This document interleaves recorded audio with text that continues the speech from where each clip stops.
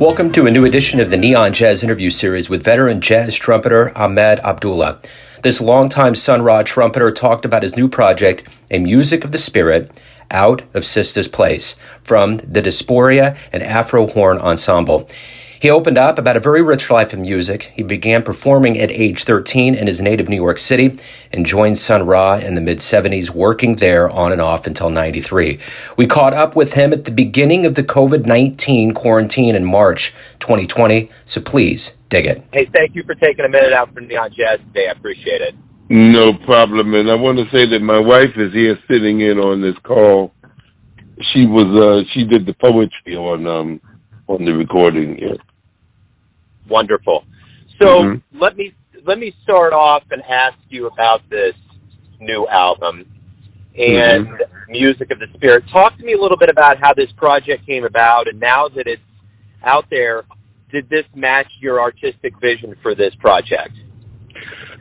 Absolutely. Well, the Music of the Spirit is something that we've been working on for a while as an approach to what we feel the music has become with what we've been doing at Sistas Place on a regular Saturday evening. And it comes from this understanding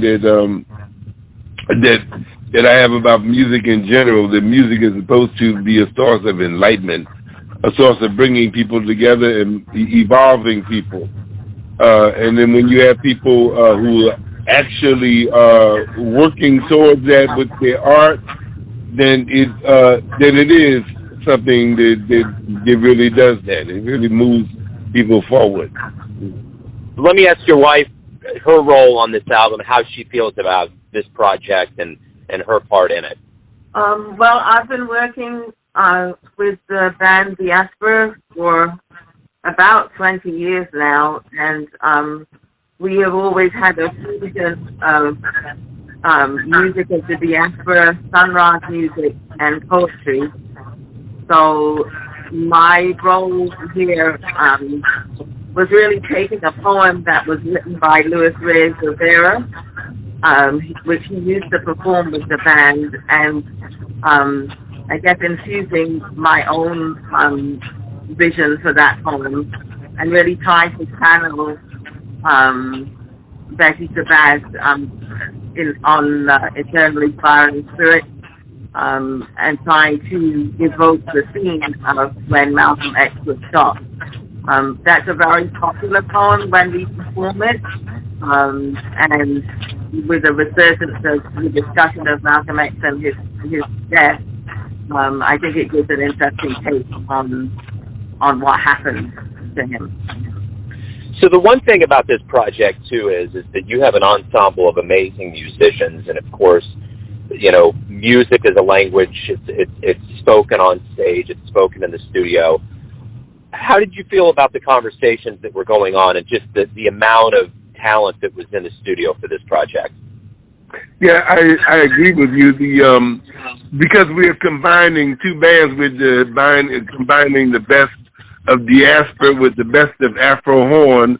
Yeah, we do have a great deal of really exceptional musicians who are performing.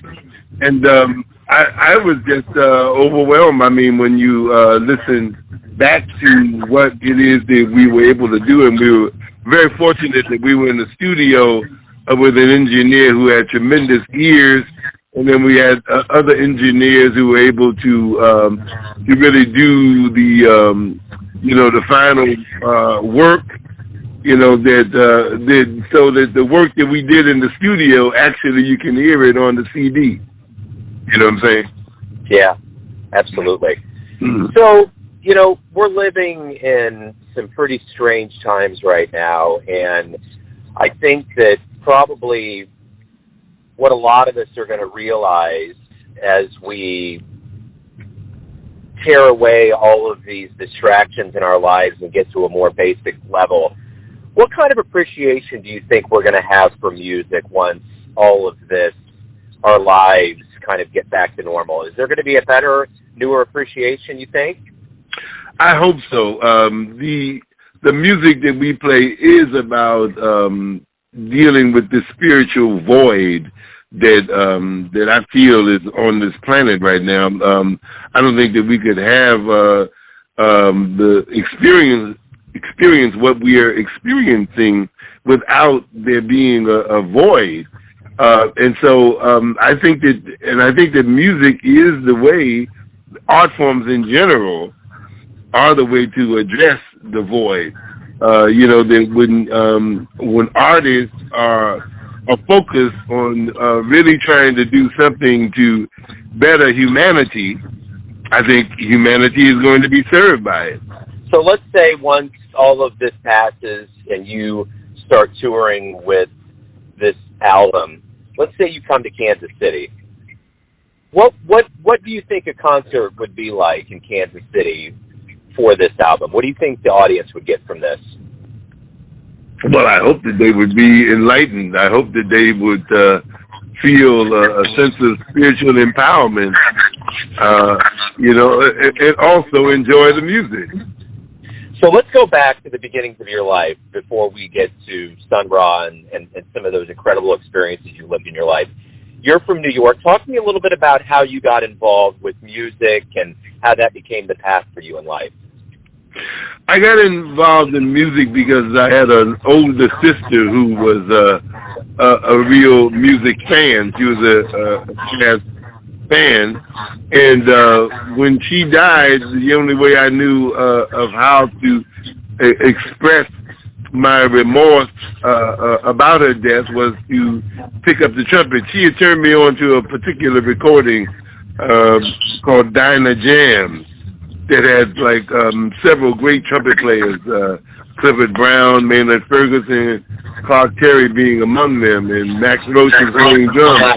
And it was a fantastic recording, and the trumpets stood out at me. And so when she died, I bought my first trumpet, and that was what I did. I never looked back. That was the way I felt that I could express the feeling that I had for my big sister. Mm-hmm. So we move on to Sun Ra. What kind of, you were with him for a long time. You were on, 25 recordings, traveled extensively. How did you meet Sun Ra, and how did this relationship begin? I met him in several times before I joined him. I met him when I was about 18 because of the fact that I'd gone to hear him performing at a place called Slug, which was where he had concerts on Monday nights. He had Monday night concerts there around 1966 or so. And I would go and hear those concerts, and I picked up a recording from him, and I wasn't satisfied with the recording, so as a young 18-year-old, I wanted to get my money back. And I went and took the recording. I knew where he lived because where he lived was common knowledge on the Lower East Side. I took the record back to get my money, and he told me that everything that I needed to hear was in there. Of course, it was a recording that was done 10 years before, I had heard him perform. It was done in Chicago. But he was right. The music that I needed to hear was in there.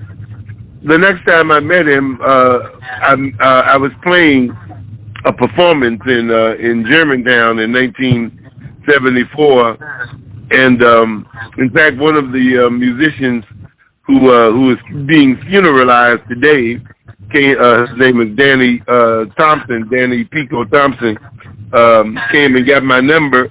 He gave my number to Sun Ra. Sun Ra asked for my number, and a year later, Sun Ra called me and asked me to be in the band. That was 1975, and I never looked back from then on. I've been, with the band from April 1975 off and on until 1997. He passed. He left the planet in '93, but I stayed with the band a few years after Sun Ra left the planet. Yeah. What did Sun Ra teach you about not only music but about being alive on this planet? What was the best that you got from him that has resonated with you all these years? Well, I think that one of the things that I got from Sun Ra was that I met my wife while I was working with him, right? And the sense of family that we had in traveling together was a very, very powerful understanding. Yeah, the family was very important, and you know, if you don't have a family that you have a foundation with you know, with people who love you, you create a makeshift family. And the Sun Ra Arkestra was a makeshift family. We were a family on the road like that. But that was one of the things I got from him, that, you know, looking out for each other, staying together. Very, very important thing. You know, people stayed with Sun Ra, like the person I mentioned, Danny Thompson, was with Sun Ra for 5 decades. You know, Marshall Allen was with Sun Ra, you know, from the time he got out of the Army. He's 95 years old, you know, and still leading Sun Ra's band. You know, John Gilmore was with him, you know, for many years. So the idea of sticking together, that you know, there's some people you're supposed to be with. Yeah. My wife and I have been together 27 years. We met 6 months after we married 6 months after I met her, and we've been together 27 years, like that. So that's what I think that's the most important lesson, that you stick together. You know, throughout all of those years and performances, it was obviously a transcendent spiritual occasion. But was there one show or shows that was just magical? You guys got off stage and you were like, wow, we had no idea that it was going to go that way. There were so many of them like that, man. But yeah, and a couple of them are recorded, like the Montreux, live at Montreux, 1976. That certainly is you know, is a classic example, and it's a live concert. So you get the feeling of that, and then there's a video of some of the music from that. but I think that one of the things about Sun Ra is that concerts were special. Yeah, you know, we rehearsed a lot, but when we played, it was different from what we rehearsed. It was never the same as we rehearsed it. And so there was always this a feeling of magic in the air. The one thing that I always love to speak with music/jazz elders is you've had all of this, the benefit of looking in the rearview mirror because you've done this for so long. And as you look forward and you look back, I know we're in strange times, but if we take that away right now as an element in this, my question to you is this: how much better off is music right now, or what do we need to do, or what does the music community need to do to get into a better place? Or how do you feel about that overall? Organize. Musicians need to be organized, and artists need to be organized. And I think that what we're looking at right now is a telltale sign of that, because without organizations, you can't fight for the rights, you can't fight for survival, and you know what, the artists are going to be the ones who are going to suffer most from this, because we don't have fixed incomes to a large extent, you know. But if you're organized, you can make some kind of demand to be able to get your just desserts. You know, so it's a real a thing as far as the arts, because art, creating any art is such an individual thing. You know, but the individuals have to be organized in a way so that they can protect their ability to continue to create. Let me ask you this: what do you like best about being an artist, a musician? What's the most enjoyable part of the process to you?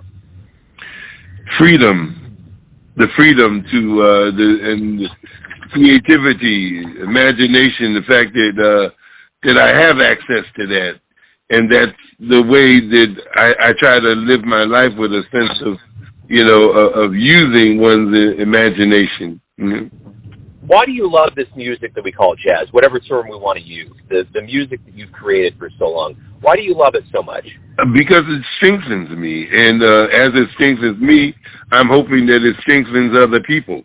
You know, it's a source of inspiration.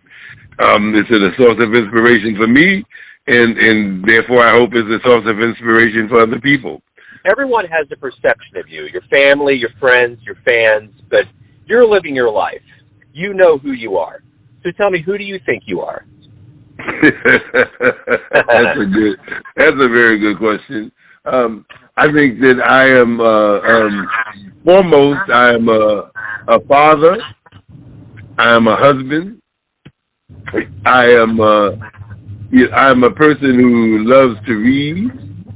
You know, I'm a person who loves to teach. You know, those are the things that I think that jump out immediately. Wonderful. Ahmed, thank you for taking some time out today to talk about your latest project.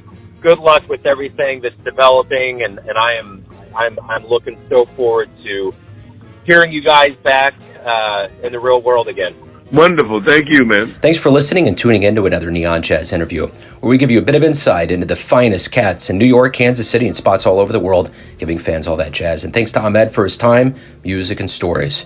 If you want to hear more interviews, go to Famous Interviews with Joe Domino on the iTunes Store. Visit neonjazz at youtube.com, and for everything Neon Jazz all the time, go to the neonjazz.blogspot.com. Until next time, enjoy the jazz, my friends.